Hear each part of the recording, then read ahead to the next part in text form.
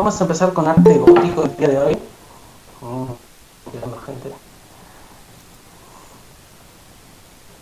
Vamos a hacer una introducción más informal para después ya meternos en los contenidos y en el tema como en profundidad. El día de hoy va a ser como una gran introducción a las condiciones como socioeconómicas, sociales, políticas y de conocimiento. Y la clase que viene, el encuentro que viene, vamos sí a desarrollar más como la cuestión artística o estética o las diferentes características propias del gótico. ¿Sí? El día de hoy va a ser como una introducción a todo este nuevo periodo y esta nueva forma de arte que vamos a ver, que es el arte gótico. Si usted tuviera una adolescencia o una juventud en los 90, la palabra gótico está asociada a una cierta oscuridad y unas ciertas características sociales de unos grupos determinados, una tribu urbana, como se denominaba en ese momento, que eran los góticos, que eran personajes, adolescentes, jóvenes, vestidos de negro y con cierta oscuridad en su aspecto y en su actitud frente a la vida, ¿no? Pero sin embargo, esta palabra gótico está en relación, pero es una relación bastante lejana a lo que nosotros vamos a ver como gótico, pero tiene una relación, ¿sí? Vamos a hacer como una introducción hilando la palabra gótico desde el presente, desde este presente noventoso, hacia el presente que vamos a analizar nosotros, que se va a dar en el siglo II y en el siglo XV. Estos góticos oscuros, surgen a partir de en el siglo XVIII. Tenemos que retroceder hasta el siglo XVIII. Hay una especie de boom de lo gótico, hay un revival de lo gótico, hay una moda de lo gótico, y dentro de esta moda de lo gótico se escribe esta novela que se llama una novela que sucedía en el castillo de Otranto. Una novela, se tituló como una novela gótica porque transcurría en un castillo gótico. Era una novela que estaba teñida de cierta oscuridad, una novela que tenía personajes algo sobrenaturales, una novela que inspiró toda la literatura posterior de vampirismo y cosas por el estilo. Y a partir del siglo XVIII, a partir de esta novela en particular, se empieza a asociar el gótico a cierta oscuridad y a cierto modo sobrenatural de la existencia. Pero el gótico que nosotros vamos a ver no tiene nada que ver con la oscuridad y sí tiene mucho que ver con la luz, ¿sí? Con el desarrollo y la utilización de la luz con fines artísticos, religiosos y sociales, ¿sí? El gótico que nosotros vamos a ver se desarrolla en Europa en la última fase de la Edad Media, entre los siglos XII y XV, ¿sí? Nosotros veníamos de ver el arte románico, que es como la primera propuesta estética que se va a dar dentro del continente europeo después de la caída del Imperio Romano. La propuesta estética como continental que se va a dar a partir de después de la caída del Imperio Romano, muchos siglos después de la caída del Imperio Romano. Al igual que el románico, el gótico es un estilo internacional. Tiene un lugar de origen, tiene un lugar se dan como sus primeros pasos, de donde emerge, de donde eclosiona, que va a ser Francia y Alemania, pero después, a lo largo de un par de siglos, se va a terminar expandiendo y desarrollando en el resto de los países de Europa. Así que claramente el gótico es un estilo internacional. El tiempo en el cual se gesta el gótico es un tiempo de grandes movimientos sociales, es un tiempo de grandes transformaciones, a diferencia de toda la Edad Media, que está como caracterizada por un cierto estatismo, tanto como de las condiciones sociales como de producción y las artísticas, una cierta como unidad y poco desarrollo dentro de estas formas, poca evolución de estas formas. El gótico se da en un momento histórico donde hay diferentes transformaciones sociales. El surgimiento de las nuevas ciudades, una economía mercantil que renace el nacimiento de las universidades o el movimiento generado a partir de las cruzadas a Tierra Santa van a generar que el tiempo del gótico sea un tiempo de innovaciones, sea un tiempo de inventos, un tiempo de novedades. Y el gótico entonces, el arte gótico, va a ser un reflejo de ese movimiento, de esas novedades, de esos inventos, de esas nuevas formas de ver y de producir el mundo. El gótico va a ser como un reflejo de todo ese tiempo de innovaciones e inventos, ¿no? Va a tener como la característica de estas innovaciones, de estos inventos, va a ser el reflejo de ese tiempo que se acelera, del último tramo de la Edad Media. El término gótico, la palabra gótico, es un término que es posterior al estilo gótico, digamos. El estilo gótico se da en este tiempo, digamos, entre el siglo XII y el siglo XV, pero la palabra gótico, como muchas palabras de la historia del arte, se la ponen posteriormente. ¿Sí? Van a ser los humanistas del Renacimiento italiano. El Renacimiento italiano es el periodo que continúa el gótico, que vamos a ver nosotros un poco más adelante. Van a ser los humanistas del Renacimiento que le van a poner el nombre de gótico al gótico, ¿sí? Cuando los humanistas del Renacimiento italiano miraban hacia el pasado, veían las grandes catedrales construidas en estilo gótico, lo veían como un estilo salvaje, un estilo bárbaro. Creían que ellos se posicionaban, el Renacimiento se posicionaba como el renacer de toda la cultura clásica griega y romana, ¿sí? Había estado el Imperio Romano, que había caído en el siglo V, y había todo un espacio intermedio de tiempo hasta que ellos aparecieron en la Italia del siglo XV. Este espacio intermedio ellos lo empiezan a nombrar como Edad Media, de ahí el nombre que nosotros le damos a ese periodo de tiempo que se da en Europa continental como Edad Media, ¿sí? La edad que está en el medio entre el mundo clásico griego y romano y el mundo moderno del Renacimiento. Y estos humanistas, estos intelectuales humanistas del Renacimiento son los que van a nombrar como gótico al gótico. Van a ver este estilo salvaje, estilo caso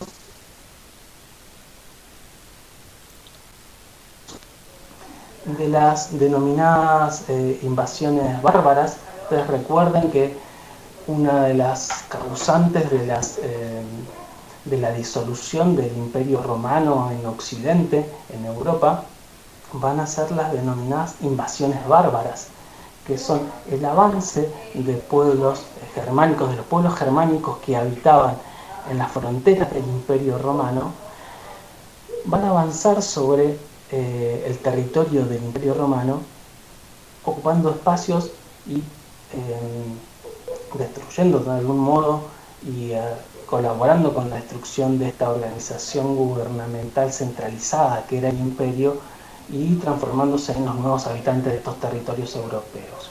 Uno de estos pueblos bárbaros, de estos pueblos germánicos que ingresan en el Imperio Romano y dan forma a las invasiones bárbaras son los godos, ¿sí? Los godos hablaban en gótico, su idioma era el gótico. Para los humanistas del Renacimiento, el gótico era un arte bárbaro y era un arte derivado de estos godos, de estos pueblos germánicos que habían causado la caída del Imperio Romano. Es medio como una falacia esto que planteaban los humanistas del Renacimiento, porque hay un montón de siglos de separación entre la llegada de los godos a Europa, a la Europa central, y el surgimiento del gótico como estilo artístico. Hay un montón de siglos en el medio. No es real esa conexión. Pero, de alguna manera, esta mirada peyorativa, esta mirada como un poco discriminante, así como un poco sesgada que tenían los filósofos y los pensadores del Renacimiento, queda. y el término gótico pasa de nombrar un estilo a nombrar todo un periodo de tiempo. Permanece y es el que nosotros utilizamos en la actualidad. Vamos a entrar un poquito en las condiciones económicas que acompañan el surgimiento del arte gótico. Nosotros tenemos como bibliografía obligatoria, es la que utilizamos para las clases,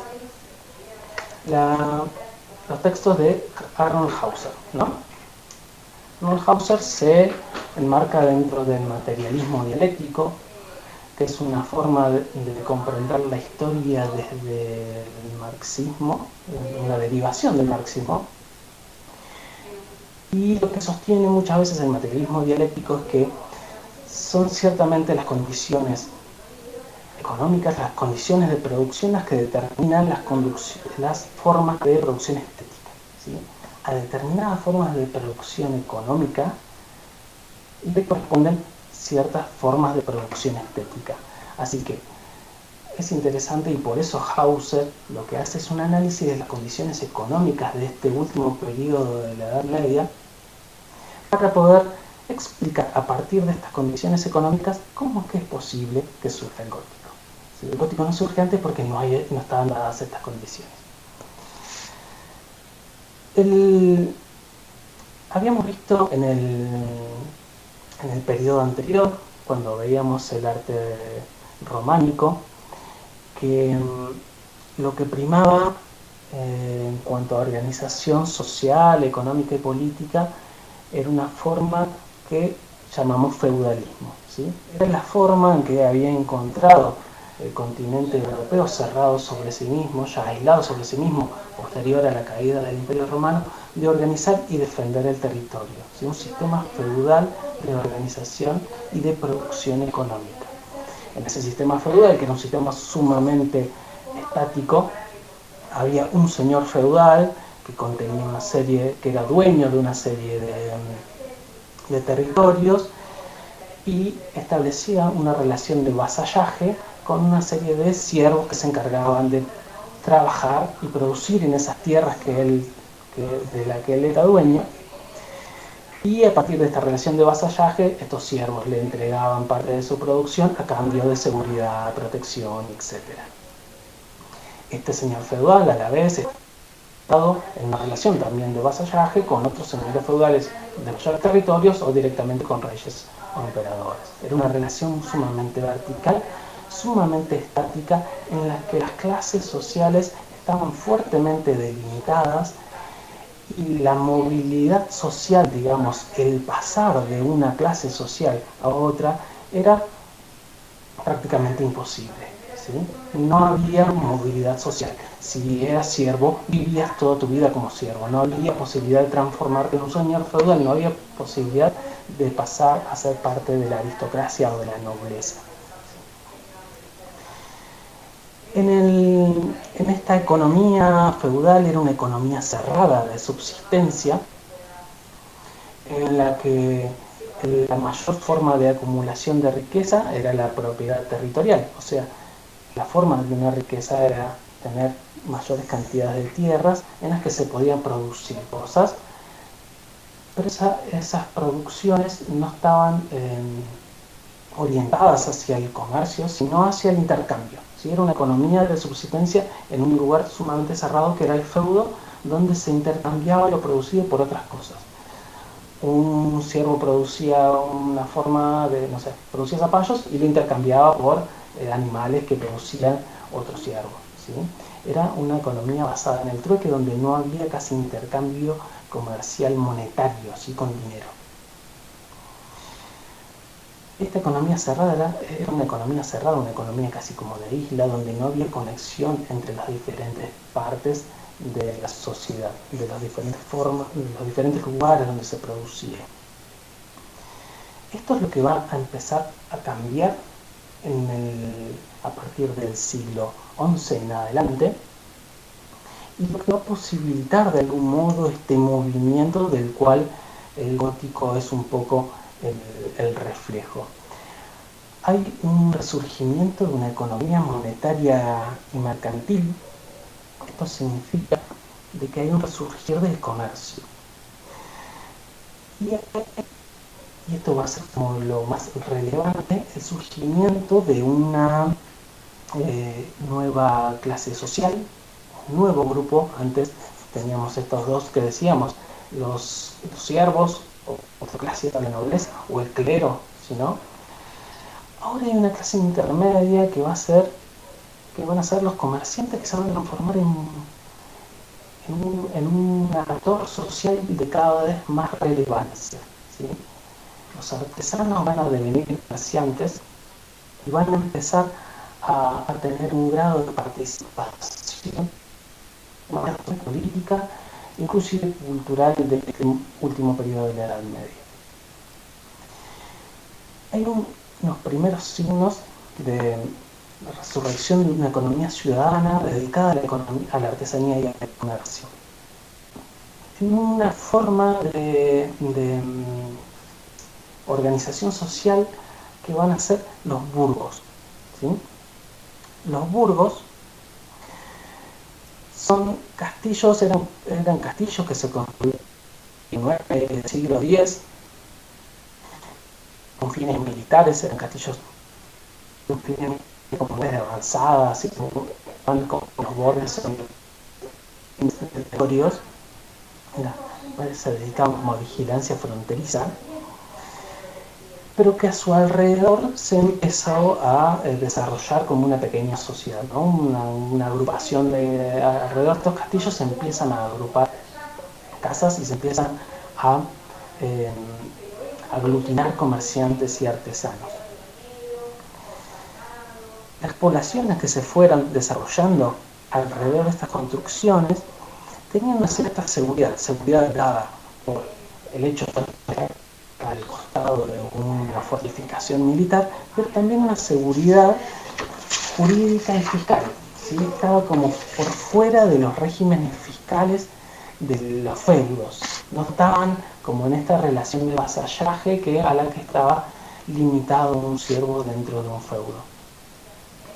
Por lo cual empiezan estos burgos a florecer, a desarrollarse y a tener una participación cada vez mayor en la vida económica y social del último periodo de la Edad Media. De estos burgos es donde van a surgir, por concatenación de nomenclaturas, los burgueses, ¿sí?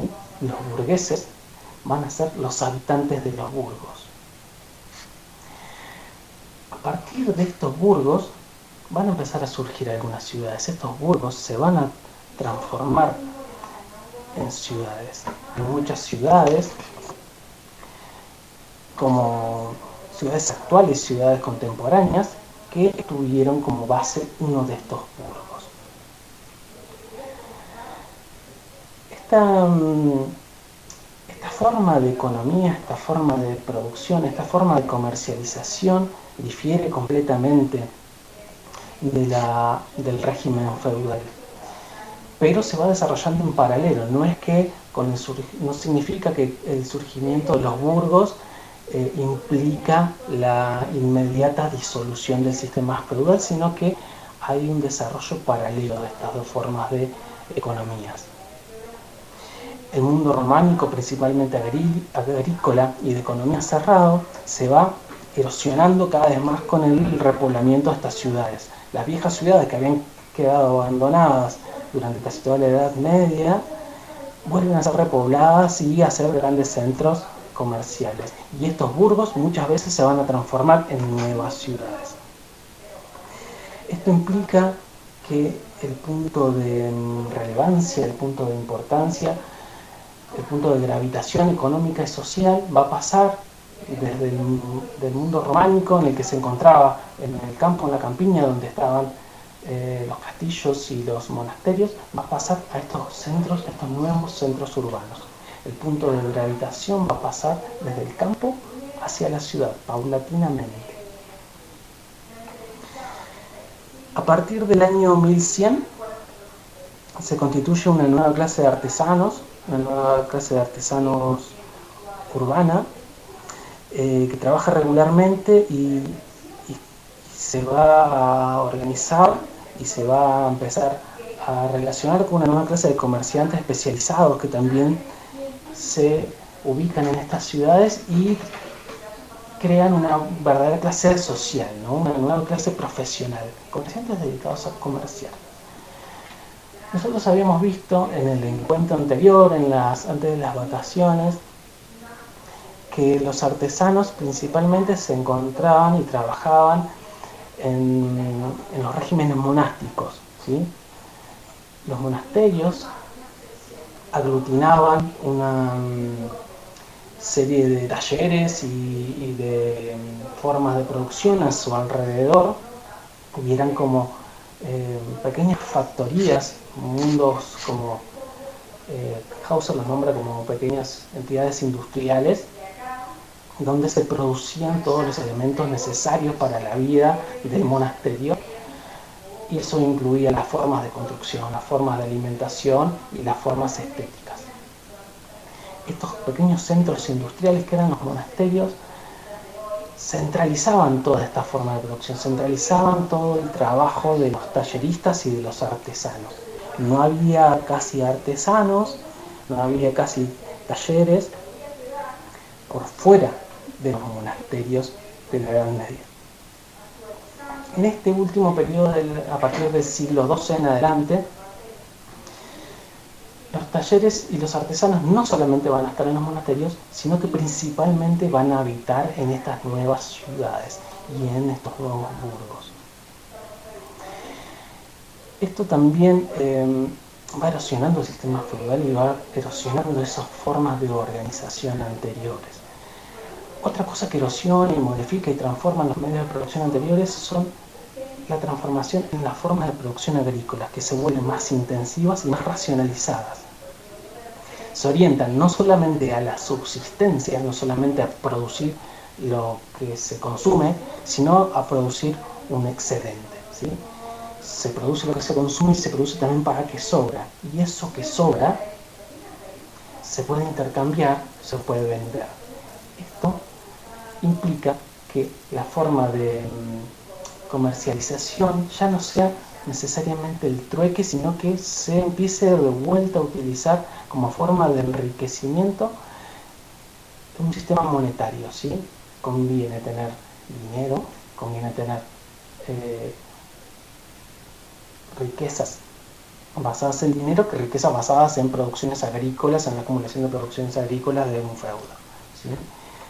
Esto va haciendo paulatinamente que el sistema feudal se vuelva cada vez más anacrónico, se vuelva cada vez menos eficiente como forma de enriquecimiento y como forma de organización. Es poco rentable tener un feudo en relación al enriquecimiento que van teniendo estas ciudades y los comerciantes que las habitan. Hay un distanciamiento de la producción de consumo inmediato, o sea, no solo se produce para consumir, sino que se produce para comerciar.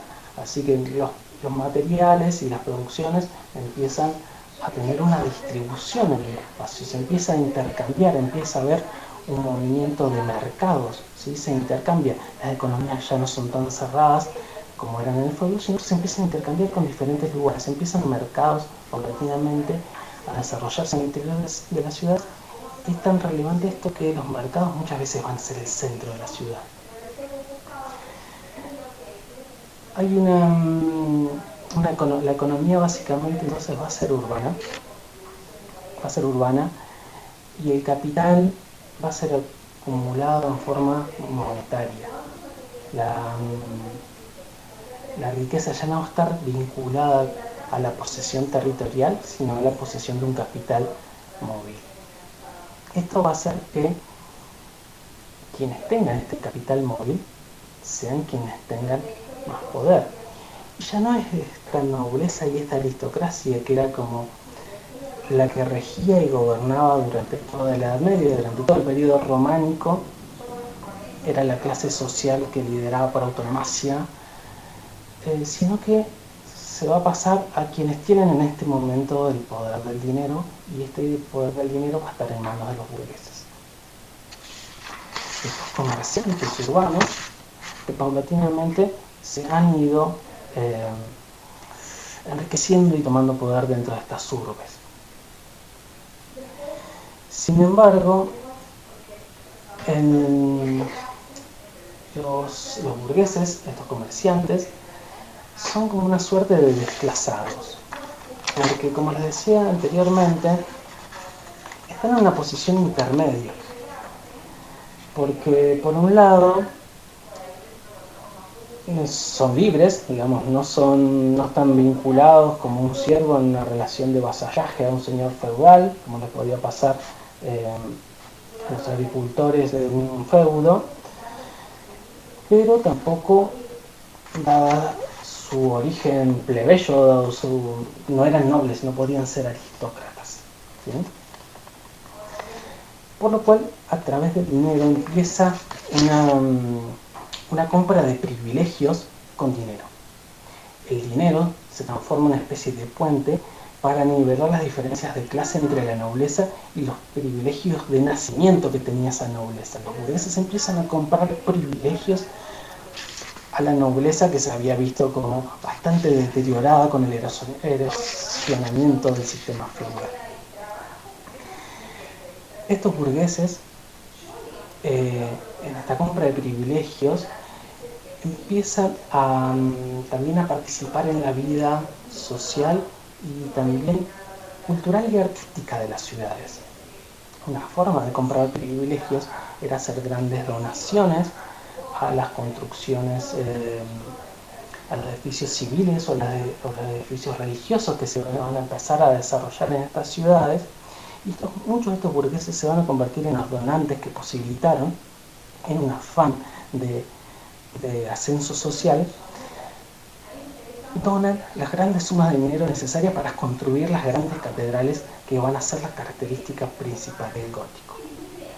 Estas nuevas catedrales que se van a erigir ya no en la campiña, en el campo, en lugares alejados como se hacía en el románico, sino en el centro, en el corazón de las ciudades, muchas veces van a estar erigidas a partir de fondos donados y aportados por estos nuevos comerciantes, que no solo aportaban estas sumas de dinero, sino que intervenían en las decisiones estéticas, en cómo se construía esa catedral, en las características de esa catedral.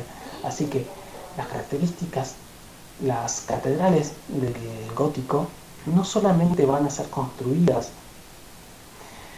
al gusto del clero, sino que van a tener una cierta influencia laica, una cierta influencia venida de esta burguesía que tiene cada vez más poder y más privilegios en estos centros urbanos. Entonces, un gran lugar social, el lugar social por antonomasia dentro de este mundo gótico va a ser la ciudad, ¿sí?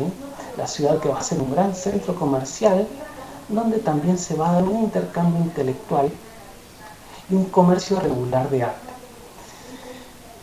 Hay, a diferencia de la cerrazón que primaba en el mundo románico, una apertura internacional, una posibilidad de intercambio con otros lugares, con otros centros urbanos y con otros espacios, como Oriente, por ejemplo, que se va a abrir a partir de las primeras cruzadas. Hay un intercambio intelectual también surgido del nacimiento de las primeras universidades. Por esto podemos decir que el arte de las catedrales góticas que son como el producto más claro y más paradigmático del arte gótico, aunque no significa esto que sea lo único que se produce dentro del arte gótico, sino que tenemos una arquitectura civil también de mucha relevancia, una arquitectura civil dedicada a las universidades, a castillos o a centros o a comercios o a mercados, se van a llamar lonjas. La catedral va a ser uno de los ejemplos paradigmáticos del arte gótico, ¿sí? Y por eso, por estas características de la ciudad y los centros urbanos que les venía diciendo recién, es que Hauser va a decir que el arte de las catedrales góticas es urbano y burgués, ¿sí? Es urbano porque se da en el marco de estas nuevas ciudades, este emerger de estas ciudades como grandes centros comerciales de circulación intelectual, política y artística, y va a estar dado por las características del mundo burgués como clase que surge a partir de este momento y que empieza a gravitar en la vida social y política del mundo europeo de este periodo. Esta nueva clase es la que va a determinar muchas de las características del arte gótico, que sin embargo sigue siendo sumamente religioso. Nunca nos olvidemos de eso, estamos enmarcados dentro de formas de producción vinculadas a la religiosidad cristiana.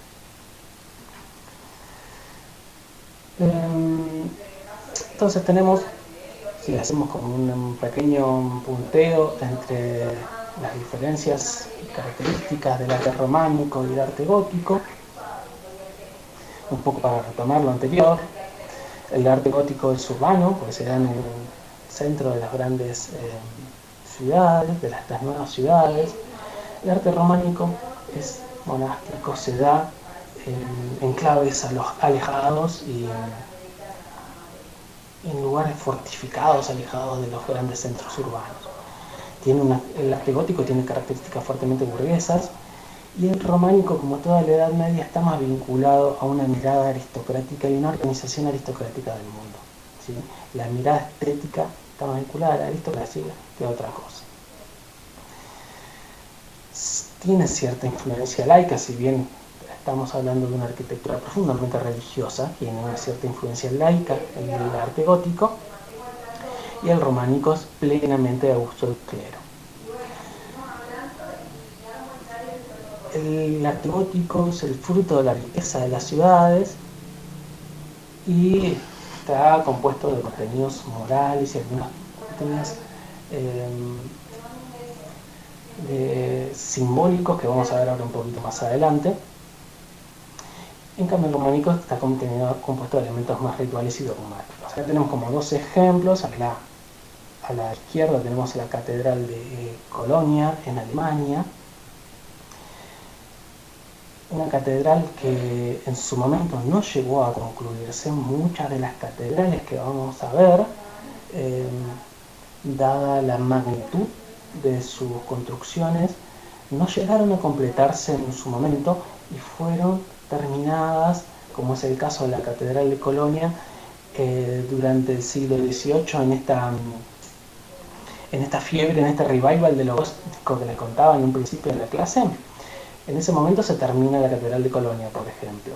Tardaron un montón de siglos en completar.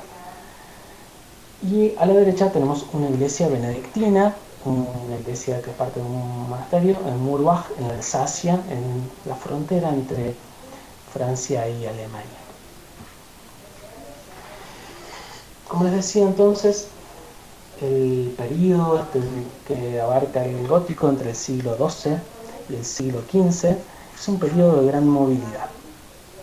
Esta movilidad está asignada por diferentes elementos. Un primer elemento son las cruzadas a Tierra Santa.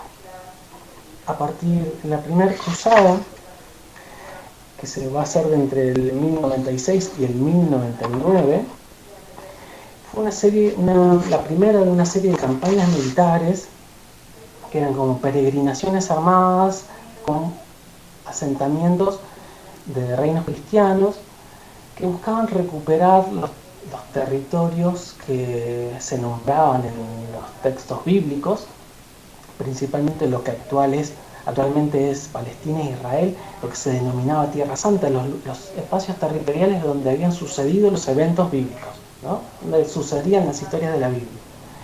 Todos estos territorios habían sido conquistados, como todo el sur del Mediterráneo, por el mundo árabe, ¿sí? Mientras en Europa tenemos el desarrollo de lo que nosotros denominamos Edad Media, en el sur del Mediterráneo y parte de Asia se va a extender el mundo árabe, que va a tener, en el momento en que Europa tiene la Edad Media, el mundo árabe tiene su florecimiento, es el momento de mayor expansión, desarrollo y producción del mundo árabe. Este mundo árabe había ocupado estos territorios de Tierra Santa, y a partir del 1096, entonces con la primera de las cruzadas, se hicieron varias de estas cruzadas, que eran estos movimientos militares, estos intentos de recuperación de la Tierra Santa. Se fue avanzando y se fue de alguna manera abriendo la Europa, que había quedado cerrada sobre sí mismo en la Edad Media, se fue abriendo de a poco al mundo oriental. Fue sumamente relevante, no solo por el aspecto militar, que finalmente termina en fracaso, porque no se termina de recuperar la Tierra Santa, no se termina de recuperar Jerusalén,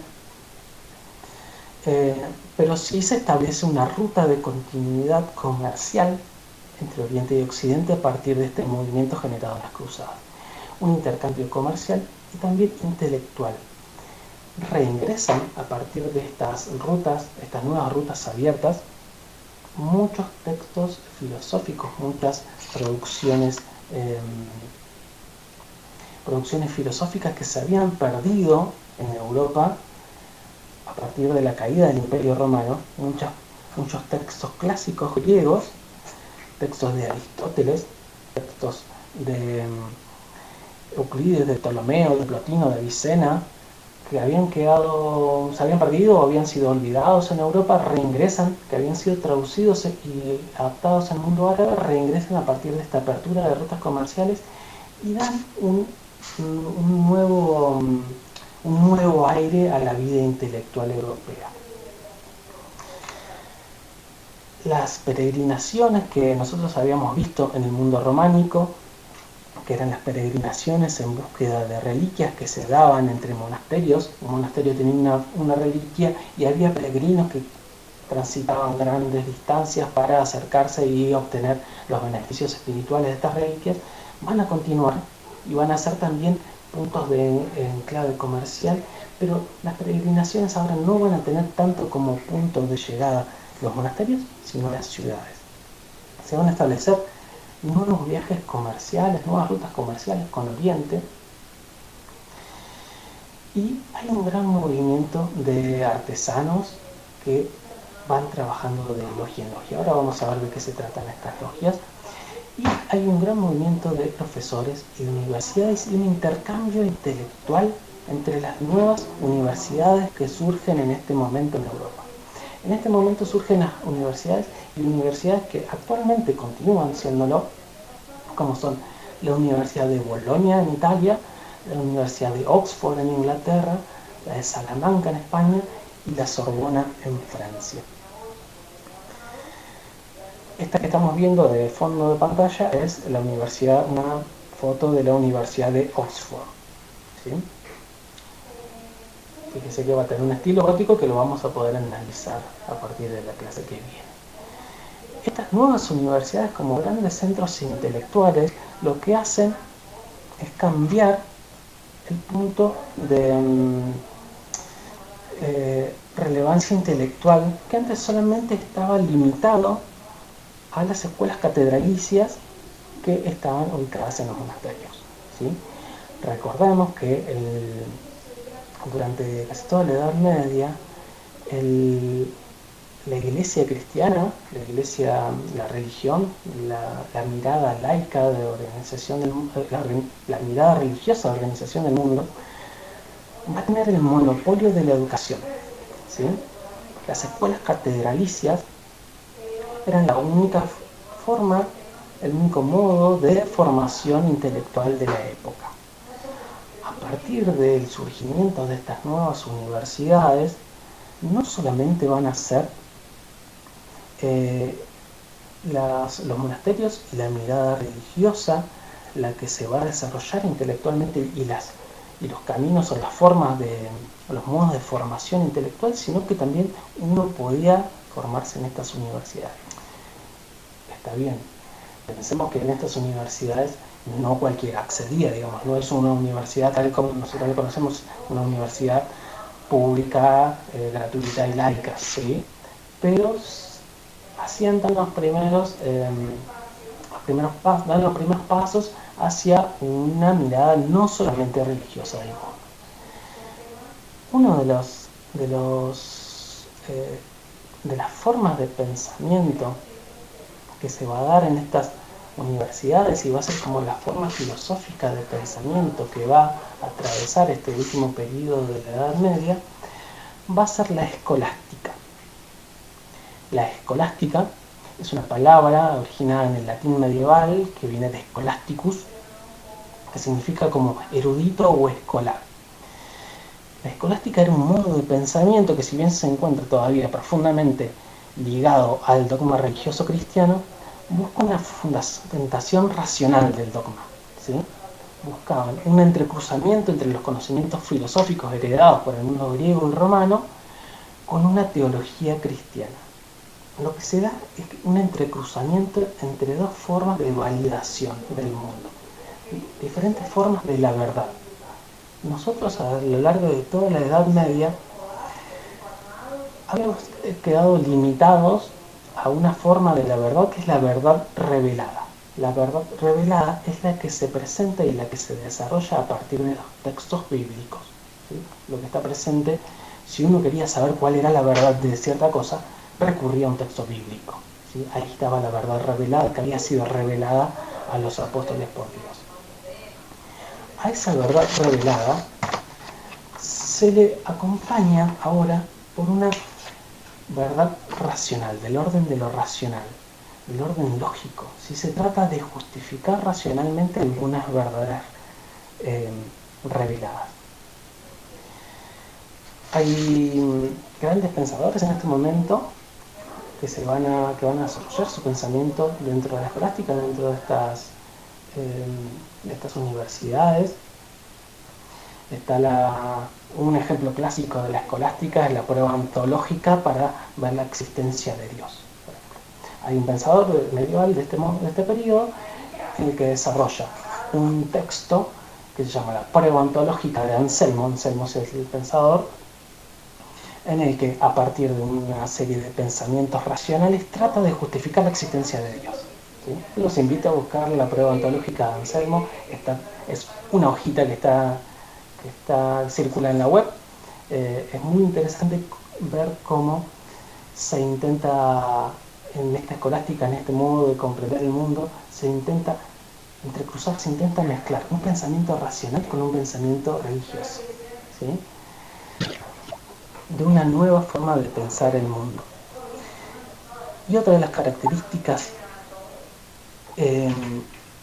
principales del pensamiento del gótico va a ser lo que Husserl denomina el nominalismo moderado, que es una forma de pensar las ideas en relación con el mundo sensible. Nosotros teníamos, por ejemplo, la idea de árbol, es una idea concreta, que se relaciona con los árboles del mundo sensible, los diferentes árboles. Pero tenemos una idea de árbol y hay muchos árboles que difieren entre sí, hay árboles que son distintos. Lo que se preguntaba a esta gente de la Edad Media, de este último periodo de la Edad Media, era si esta idea de árbol, que ellos llamaban universal, existía realmente. ¿Había algo que era la idea de árbol o no? ¿Esta idea de árbol estaba en cada uno de los árboles o estaba en quién veía los árboles, en quién percibía estos árboles? Esto se va a resolver de alguna manera a partir de la propuesta del nominalismo moderado, en el que se plantea de que las ideas existen, pero no pueden ser entendidas separadas de las cosas sensibles del mundo, ¿sí? No se pueden, la idea de árbol existe, pero no se puede entender si no vemos un árbol. Esto que parece una tontería, una entelequia, un pensamiento sumamente rebuscado y necesario, lo que hace y lo que implica en la producción estética del gótico es una nueva revalidación del mundo natural, ¿sí? El nominalismo moderado, que no niega la realidad de las ideas, pero que las considera inseparables de las cosas de la realidad empírica, para Husserl es la fórmula fundamental de todo el dualismo del gótico, porque el dualismo del gótico está teñido de un gran naturalismo. Por un lado tenemos el mundo natural y por otro lado el mundo espiritual, el mundo de ideas, el mundo sagrado, pero estos dos mundos no están separados, sino que están vinculados fuertemente. Para poder acceder al mundo de lo sagrado, tenemos que hacerlo observando el mundo de lo natural. Por eso, este nominalismo moderado y este pensamiento del gótico habilita nuevamente el naturalismo y el individualismo en la representación. ¿Sí?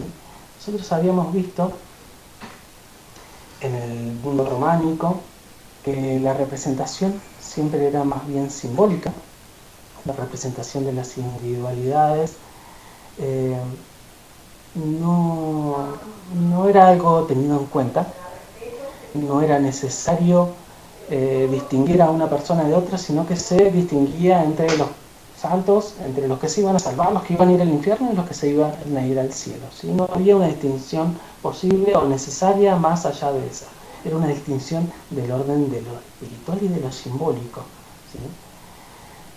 La exterioridad o la individualidad de las representaciones no era necesaria. Porque lo que primaba, lo que era relevante en la representación era la representación de lo que cada uno, lo que tenía valioso cada uno, que era la interioridad, ¿no? El aspecto espiritual de uno, las almas de las personas, que eran todas las almas iguales. Esta era una imagen que veíamos en el encuentro anterior del románico, de un portal, un pórtico de una iglesia románica, en la que a la derecha encontramos estas figuras, que era la figura de los condenados. Recuerden que siempre en los pórticos se desarrollaba esta serie, como esta suerte de relato, siempre el carácter pedagógico de las imágenes que utiliza el cristianismo, ¿no? Cómo enseña a partir de las imágenes, enseña moralmente a partir de las imágenes. Teníamos esta representación de los condenados, los que habían hecho todas las cosas mal y se iban al infierno. Y veíamos que estos condenados no diferían formalmente. Todos los condenados son similares, son todos iguales. Lo único que los une es su carácter de condenados, el hecho de estar atados y ser objeto de las llamas. Pero no era necesaria una representación individualizada de estos condenados. No había una diferencia formal en cada uno de ellos. Sin embargo, en el gótico, a partir de este restablecimiento de lo natural, del naturalismo, esta necesidad de ver en el mundo natural para poder acceder al mundo espiritual, esta necesidad de poder reconocer en el mundo natural las huellas de lo espiritual, hace y nos lleva a una representación mucho más naturalista. En esta imagen podemos ver, esto es el retrato de los fundadores de Naumburgo. Están en la catedral de la ciudad de Naumburgo y vemos como una diferencia bastante radical, ¿no? En la forma de representación. Hay un afán en dar cuenta de la individualidad de estas personas. Estos fundadores de Naumburgo, aparte, es un reconocimiento laico, una intervención sobre una catedral, fíjense la importancia de esto, ¿no? En una catedral, en un edificio religioso, antes solamente destinado al relato de los acontecimientos sagrados, ahora está habitado por la representación de personas de carne y hueso que fueron relevantes en la vida social de una ciudad como Naumburgo y son de alguna manera homenajeados y representados e incluidos en esta construcción simbólica religiosa que es la catedral. Gombrich nos dice que estas esculturas se hicieron un par de siglos después de la muerte ya de las personas a las que quienes quiere representar, digamos, ya estaban muertos hace mucho tiempo, así que es probable que no sean idénticos estas esculturas a quienes, a su referente, digamos, a quienes representan. Pero sin embargo, es interesante esta necesidad de representar y esta necesidad de individualizar estos personajes, ¿no? Es como una mirada completamente diferente y una revalidación social completamente diferente a la que veníamos viendo en el mundo románico. En el mundo románico, una persona, un civil, jamás hubiera podido habitar en forma de representación en un espacio religioso, un espacio sagrado como una iglesia. El mundo gótico sí lo permite. Hay una apertura hacia lo individual, hacia lo social, hacia lo civil y hacia lo natural. El primer ejemplo, la primera construcción que se va a dar en estilo gótico va a ser el templo de Saint-Denis, construido por el abad Suger en 1140. Esto es un templo dedicado a San Dionisio y está ubicado en las afueras de Francia, que es donde tiene como el lugar de emergencia, el lugar de nacimiento del gótico. Aunque recuerden que posteriormente se desarrolla y se expande hacia las diferentes partes de Europa. El abad Suger lo que ve es que gracias a las experiencias y los logros de los constructores anteriores, los monjes creadores del estilo románico, era posible adelgazar y hacer un nuevo estilo arquitectónico utilizando algunos elementos que ya estaban presentes en el mundo románico, ¿sí? Vamos a ver, por ejemplo, vamos a ver con más detenimiento la clase que viene, pero algunos elementos como el rosetón, que es esta forma circular que está en el medio de la iglesia, las bóvedas de crucería o los arbotantes, eran elementos arquitectónicos que ya estaban presentes en algunas de las iglesias románicas. Lo que hace el abad Suger es la combinación de estos elementos, la combinación para hacer una estructura de sostén estructural, valga la redundancia, de la que los muros y los muros ya no sostienen eso, ya pierden su función de sostén, que queda delimitada a las formas estructurales. Esto permite que las paredes se adelgacen y que en lugar de paredes se empiece a construir con grandes ventanales que van a permitir el paso de la luz. En estas construcciones góticas, en estas catedrales góticas, acá vemos por ejemplo un detalle del coro de la abadía de Saint-Denis. El coro, ustedes recuerdan que es en la parte, en el fondo de la iglesia donde se ubica el altar, y cómo se han transformado estas paredes en grandes superficies vidriadas que dejan entrar la luz. Estas grandes construcciones góticas van a determinar también una nueva organización del trabajo.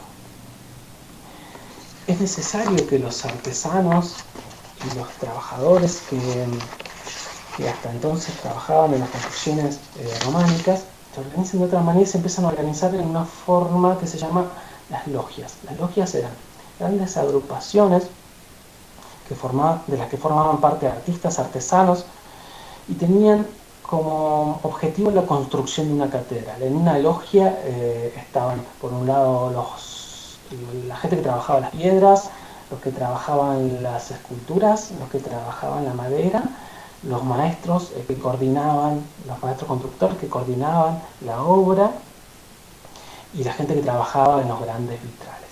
Era una conjunción de trabajadores que se organizaba y habitaban el espacio donde se desarrollaba la construcción de una catedral. Estas logias que se sentaban en estos espacios donde surgía una catedral podían vivir en ese lugar durante mucho tiempo. La construcción de las catedrales duraba muchísimos años, dado la magnitud de los edificios, el tamaño de los edificios y la complejidad arquitectónica que estos revestían.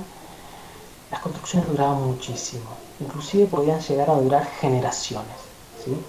Muchas veces las logias de trabajadores, las logias de artesanos, pasaban varias generaciones de trabajadores dentro de la misma logia hasta poder terminar la catedral.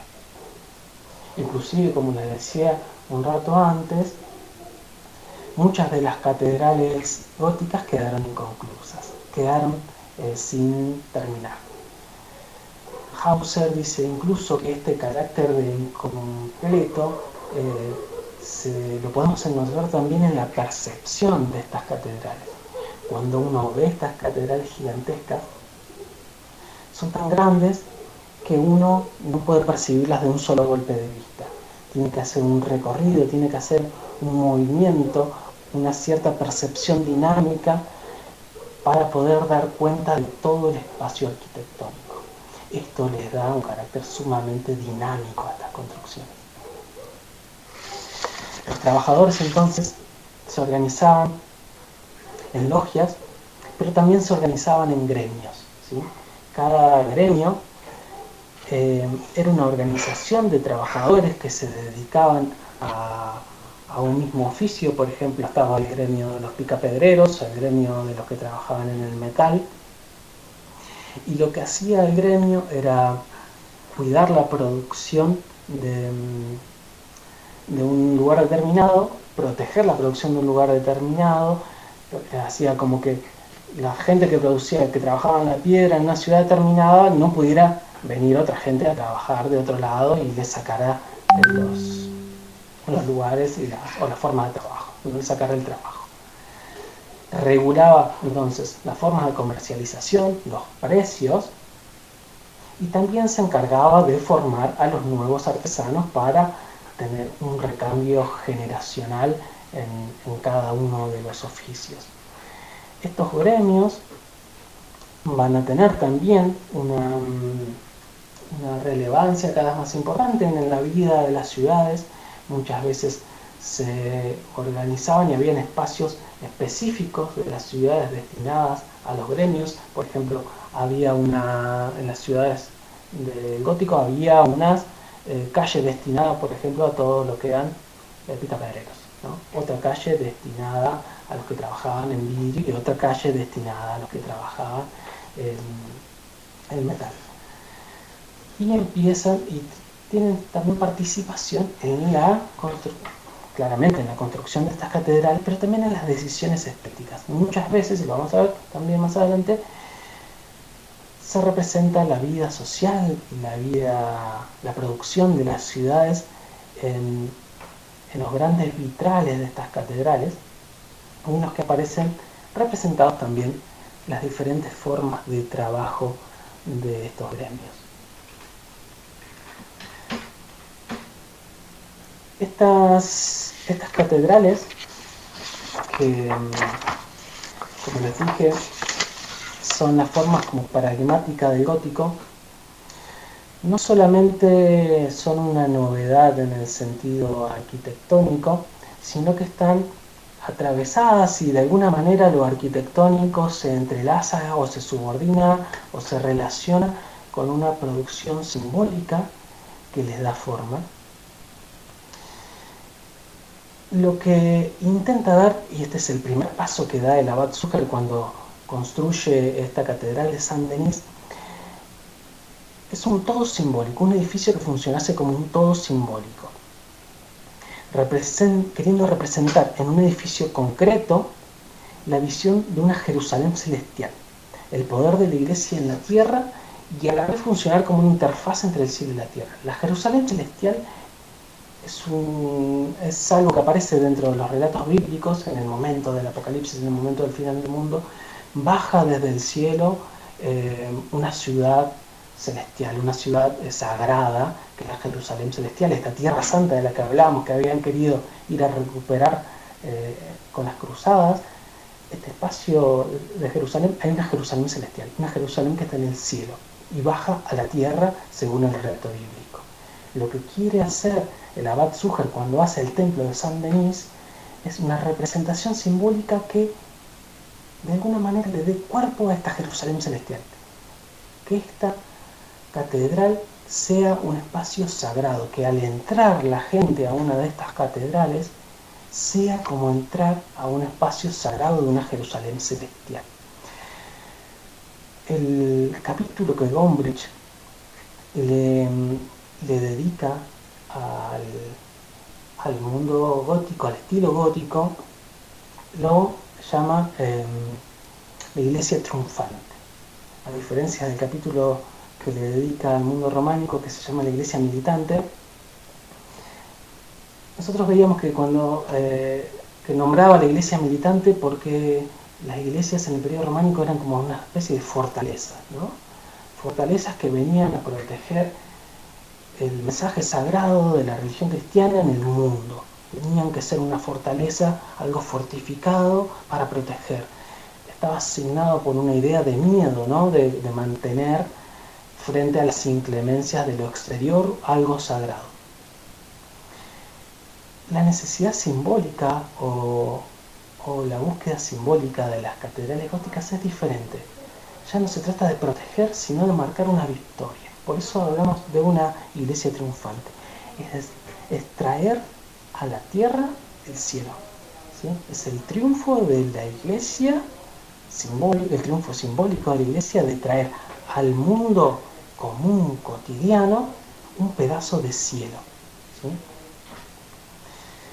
Este pedazo de cielo lo van a traer a partir de la utilización simbólica de la luz y de la verticalidad de estas iglesias. La luz va a ser una gran metáfora del mundo gótico. Antes el mundo sagrado, para los bizantinos o los románicos, lo habían representado con materiales que simulaban la luz.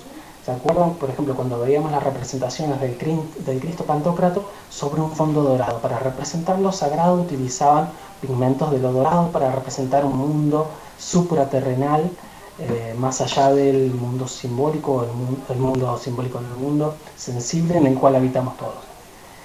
En cambio, en el gótico utilizan la misma luz que atraviesa estas grandes vidrieras del gótico, haciendo una analogía entre la luz sensible y la luz metafísica, la luz real que entra por estas vidrieras y la luz metafísica que está descrita en los textos religiosos. La catedral gótica es un ícono que representa la realidad sagrada que está más allá y por encima de ella.